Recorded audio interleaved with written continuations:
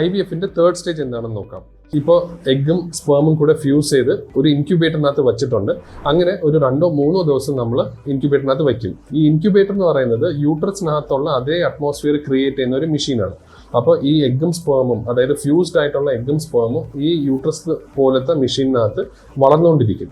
എന്നിട്ട് 3 ദിവസം കഴിയുമ്പോൾ നമ്മൾ ആ ഡിഷ് ഊരി മൈക്രോസ്കോപ്പിന്റെ അടിയിൽ ഒബ്സർവ് ചെയ്യുമ്പോൾ നമുക്ക് എത്ര എഗ്ഗ് കിട്ടിയോ അതെല്ലാം എംബ്രിയോ ആയിട്ട് മാറിയോ, അല്ലെങ്കിൽ എത്ര എംബ്രിയോ ആയി, അതിന്റെ ക്വാളിറ്റി എത്രയാണ്, ഈ 3 ദിവസത്തിൽ ഉണ്ടാവേണ്ട വളർച്ച അതിനകത്ത് ഉണ്ടായോ, അതോ ചിലത് ഒരു സ്റ്റേജ് വരെ ഡെവലപ്പ് ആയിട്ട് പിന്നെ ഡെത്ത് ആയോ, ഇതെല്ലാം നമുക്ക് മനസ്സിലാക്കാൻ പറ്റും.